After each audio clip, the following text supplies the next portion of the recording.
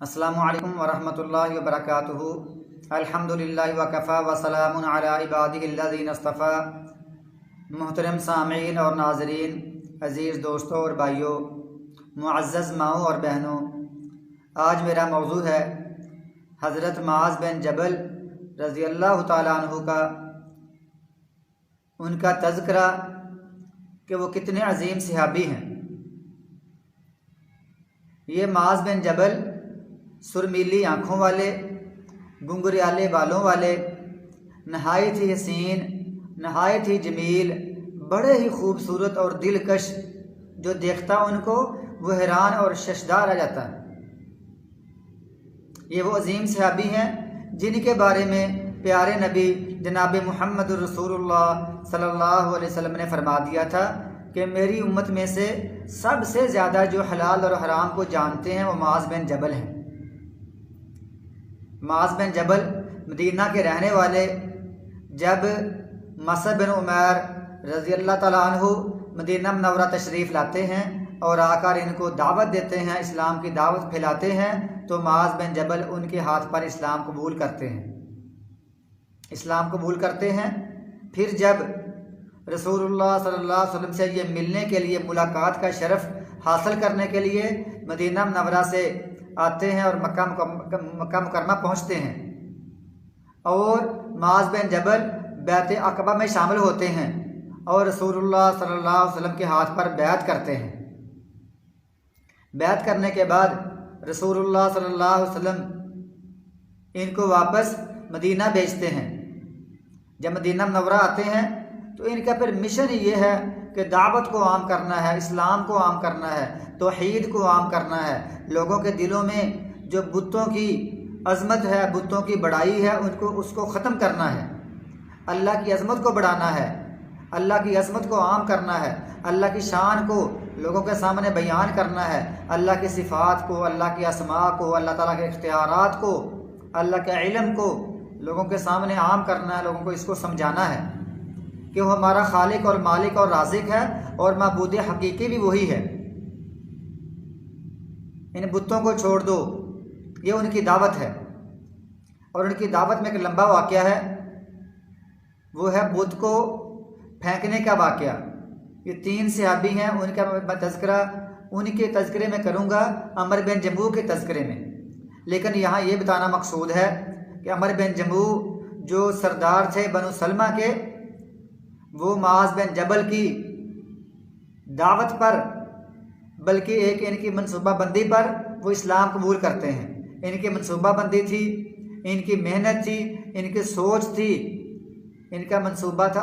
उस मंसूबे के तहत ही अमर बिन जबू रज़ियल्लाहु ताला अन्हु इस्लाम कबूल करते हैं। फिर वक़्त के साथ साथ जब रसूलुल्लाह सल्लल्लाहु अलैहि वसल्लम मदीना मुनव्वरा तशरीफ़ लाते हैं तो मुआज़ बिन जबल रसूलुल्लाह सल्लल्लाहु अलैहि वसल्लम के साथ साए की तरह चिमटे रहते हैं।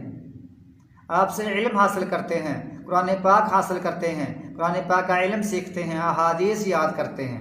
हत्ता कि ये लोग, ये मुआज़ बिन जबल सहाबा किराम में से जो बड़े बड़े उलमा थे, शरीयत को जानने वाले, उनमें ये भी शामिल होते हैं। तो वक़्त गुज़रता है, रसूलुल्लाह सल्लल्लाहु अलैहि वसल्लम के दौर में 6 सहाबा किराम कुरान पाक को जमा कर रहे हैं, उसको लिख रहे हैं। तो उन 6 सहाबा किराम में से मुआज़ बिन जबल भी शामिल हैं। मुआज़ बिन जबल रज़ियल्लाहु ताला अन्हु इस कमेटी में, इस मजलिस में शामिल हैं जो कुरान पाक को जमा करती है। इसी तरह जब रसूलुल्लाह सल्लल्लाहु अलैहि वसल्लम मक्का मुकर्रमा फ़तह करते हैं, फ़तह करने के बाद रसूल करीम जनाब मुहम्मद रसूलुल्लाह सल्लल्लाहु अलैहि वसल्लम ने हज़रत अता बिन उसैद को इस जगह पर मक्का मुकर्रमा में गवर्नर बना दिया कि अताब कि तू इस मक्का का गवर्नर है, तो उन लोगों के मामलात देखने हैं, उनके मसाइल को हल करना है। और साथ ही रसूलुल्लाह सल्लल्लाहु अलैहि वसल्लम जाते हुए इस जगह पर मक्का मुकर्रमा में मुआज़ बिन जबल को छोड़ गए कि आपने इनको कुरान पाक की तालीम देनी है, इनको कुरान पाक सिखाना है, इनको पढ़ाना है। यानी गोया कि मक्का मुकर्रमा में जो गवर्नर थे वो अता बिन उसैद थे, और मुआज़ बिन जबल रज़ियल्लाहु ताला अन्हु ये मक्का मुकर्रमा में सबसे बड़े उस्ताद थे।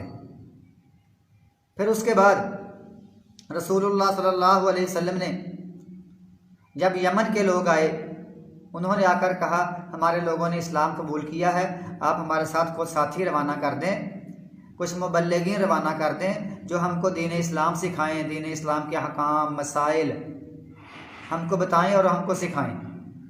तो रसूलुल्लाह सल्लल्लाहु अलैहि वसल्लम चंद मुबल्लिगीन भेज दिए और उनके जो अमीर बनाए, उनके जो बड़े उस्ताद बनाए वो माज़ बिन जबल रज़ियल्लाहु अन्हु था। उनकी सरकर्दगी में इनके मातहत चंद मुबल्लिगीन, चंद मुअल्लिमीन यमन में दीन इस्लाम को पढ़ाने के लिए, कुरान पाक को पढ़ाने के लिए, कुरान पाक को सिखाने के लिए, हलाल और हराम का बयान करने के लिए माज़ बिन जबल अपने साथियों को लेकर वहाँ रवाना होते हैं।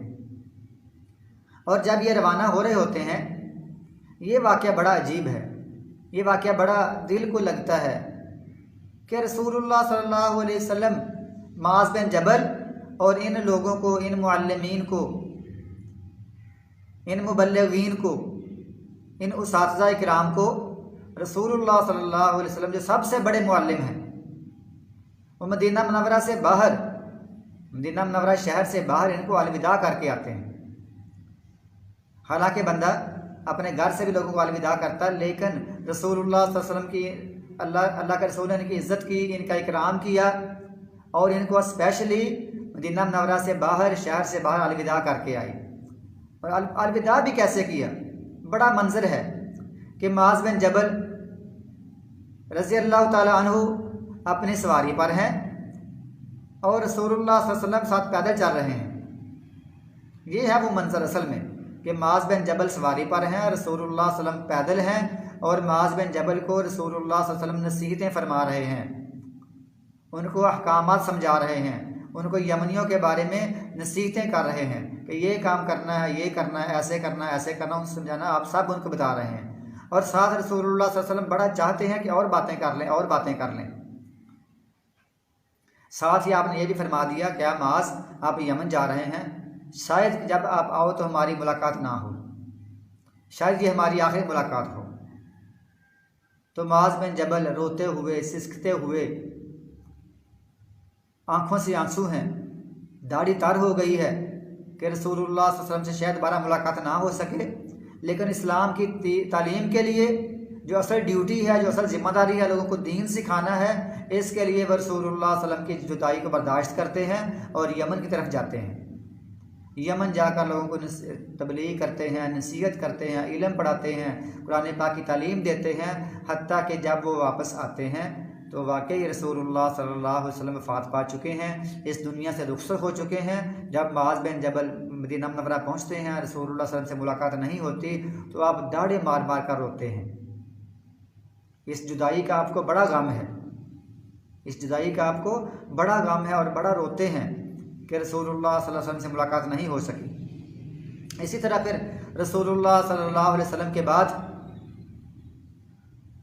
हज़रत उमर बिन ख़त्ताब रज़ियल्लाहु ताला अन्हु ने, इन्होंने अपने दौर में इनको बनु किलाब एक कबीला है वहाँ भेजा था कि वहाँ जाकर उनसे, उनके अमीर लोगों से, उनके अगनिया से माल इकट्ठा करो, ज़कात इकट्ठी करो और फ़कीरों में बांट दो। तो वहाँ भी रसूलुल्लाह सल्लल्लाहु अलैहि वसल्लम हज़रत उमर ने इनको मक्का उधर बनु किलाब का गवर्नर बना दिया और माल इकट्ठा करने वाले, ज़कात इकट्ठा करने वाले इनको बना दिए। इसी तरह फिर एक दफ़ा जब बनु किलाब के इलाके में जब माज़ बिन जबल रज़ियल्लाहु ताला अन्हु ज़कात इकट्ठी करने के लिए लेकर गरीबों में बांटते हैं, जब अपनी ड्यूटी पूरी करते हैं, ज़िम्मेदारी का एहसास करते हैं, ज़िम्मेदारी निभाते हैं, जब वापस आते हैं तो उनकी बीवी कहती है कि कुछ वो तहाइफ वगैरह कहाँ हैं, कुछ जो बड़े बड़े लोगों को लोग तहाइफ देते हैं वो कहाँ हैं, वो तो आप लेकर नहीं आए। तो माज़ बिन जबल ने कहा, कहता मेरे ऊपर एक पहरेदार था, हर वक्त मेरे साथ साथ रहता, तो मैं कोई चीज़ भी तेरे लिए लेकर नहीं आ सका, मेरे ऊपर एक पहरेदार था। तो उनकी बीवी कहती है बड़ी अजीब बात है, अल्लाह के रसूल ने भी आपको इस काम के लिए भेजा, वो आपको अमानतदार समझते थे, अबू बकर सिद्दीक भी आपको इसी काम पर लगाते थे, वो आपको अमानतदार समझते थे। लेकिन उमर बिन ख़त्ताब ने क्या आपके बारे में कोई गलत सोच लिया है, इसलिए आप पर एक पहरेदार लगा दिया है। और ये बीवी बातें करते करते हत्ता कि वो उमर बिन खत्ताब, उनकी बीवियों को इसकी इतला मिलती है कि माज बिन जबल की बीवी इस तरह बातें कर रही है और आपकी शिकायत कर रही है कि उमर बिन खत्ताब ने माज बिन जबल को अमानतदार नहीं समझा और साथ एक पहरेदार लगा दिया था। उमर बिन खत्ताब जब उनसे ये बात पहुंची, उनको ये बात पहुंची बीवियों की तरफ से, वो कहते हैं मैंने तो कोई नहीं लगाया, मैंने तो कोई पहरेदार नहीं लगाया। असल में माज बिन जबल का इशारा उस पहरेदार से मुराद फरिश्ते की तरफ था या अल्लाह ताला की तरफ था कि मेरा पहरेदार था। और उमर बिन खत्ताब कहते हैं, माज को बुलाते हैं, माज मैंने तुझे कोई पहरेदार नहीं भेजा था, साथ नहीं था, तो आपने क्यों ऐसे बात की है? उन्होंने कहा मैंने अपनी बीवी को इस तरह मैंने मुतमईन किया है।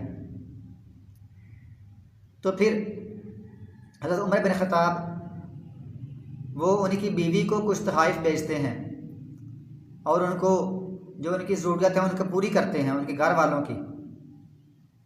फिर उसके बाद एक दफ़ा उमर बिन खत्ताब कहते हैं कि मैंने आपको शाम भेजना है। उमर बिन खत्ताब माज बिन जबल से कहते हैं मैंने आपको शाम के उस्ताद बनाकर भेजना है और मैं चाहता हूँ कि आप माज बिन जबल, अबू यूब अंसारी, उबई बिन काब, उबादा बिन सामत और अबू दरदा रिज़वानुल्लाहि अलैहिम अजमईन, देखे कितने अजीम सहाबी हैं। माज बिन जबल, उबादा बिन सामत, अबू दरदा, अबू यूब अंसारी और उबई बिन काब, सारे अजीम सहाबी, इल्म के माहिर, इल्म के पहाड़। उमर बिन खत्ताब कहते हैं मैंने आपको भेजना है शाम उसातिज़ा बनाकर और वहाँ आपने कुरान पाक की तालीम देनी है। तो माज बिन जबल कहते हैं अबू यूब अंसारी वो तो बूढ़े हो चुके हैं, उनको छोड़ दीजिए, उनके लिए बड़ा मुश्किल काम है, वो बहुत बूढ़े हो चुके हैं। और जो उबई बिन काब वो तो बीमार रहते हैं, उनको भी छोड़ दीजिए, हम 3 काफ़ी हैं, मैं, उबादा बिन सामत और अबू दरदा काफ़ी हैं। उमर बिन खत्ताब ने कहा ठीक है आप शाम जाएं और आप लोगों को कुरान पाक की तालीम दें, उनको अहकामात सिखाएं, उनको हलाल हराम के दरमियान फ़र्क वाज़े करें, जो भी अहकामात उनको सारे सिखा दें। तो माज बिन जबल, उबादा बिन सामित और अबू दरदा जाकर वहाँ इल्म सिखाते हैं। और हत्ता के अबू मुस्लिम खौलानी कहते हैं एक जगह पर अबू मुस्लिम खौलानी दमिश्क में और एक जगह पर हिम्स में यजीद बिन कुतैब बयान करते हैं कि एक बंदा बैठा हुआ था, मैंने देखा कि उसकी सुरमीली आंखें थीं और गुंगुरियाले बाल थे, वो बैठे हुए थे और बहुत सारे बड़े बड़े बुजुर्ग और बड़े सियाने लोग उसके गिर्द गिर्द जमा थे। तो मैंने किसी से पूछा कि ये लड़का कौन है और ये बुजुर्ग इससे इल्म सीख रहे हैं? तो लोगों ने कहा, सहाबा किराम ने कहा ये माज बिन जबल हैं, ये सबसे ज़्यादा हलाल हराम जानने वाले, हम इनसे इल्म सीखते हैं। हत्ता कि जब भी कोई इख्तिलाफी मसला होता है तो आखिरकार इनकी तरफ रुजू किया जाता है कि लोग इनसे रुजू करते हैं, इनसे फिर मसाइल पूछते हैं, इनकी तरफ ही रुजू करते हैं। तो ये माज बिन जबल हैं। जब इन्होंने दमिश्क में भी और हिम्स में भी खूब तालीम दी, खूब कुरान पाक पढ़ाया, खूब समझाया, उस वक़्त फिर जब अपना ये काम मुकम्मल करते हैं फिर आप और उबादा बिन सामत और अबू दरदा फिर ये मशवरा करते हैं कि हमने क्या करना है। उस वक़्त माज बिन जबल कहते हैं मैं जाता हूँ फ़लस्तीन और फ़िलिस्तीन जाकर लोगों को मैं कुरान पाक की तालीम देता हूँ, कुरान पाक सिखाता हूँ। और आपने कहा उबादा बिन सामत से आप हिम्स में रहिए और आप हिम्स में लोगों को कुरान पाक की तालीम दीजिए। और अबू दरदा से कहा अबू दरदा आप दमिश्क रहिए।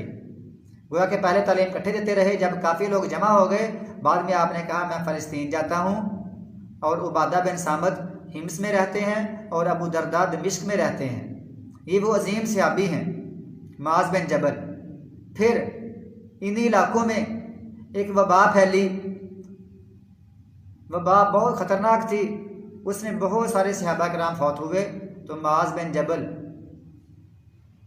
एक जगह पर मैंने पढ़ा ये 36 साल की उम्र में वफात पा गए। वबाई अमराज में एक वबा में ये 36 साल की उम्र में अपने खालिक हकीकी से जा मिले। जब इनको मौत आती है ये बिस्तर पर हैं और ये मौत को खुश आमदीद कहते हैं, कहती है मौत तू मेरे पास आ गई है, मुझको लेने के लिए आ गई है, अब मेरा ये आखिरी वक्त है।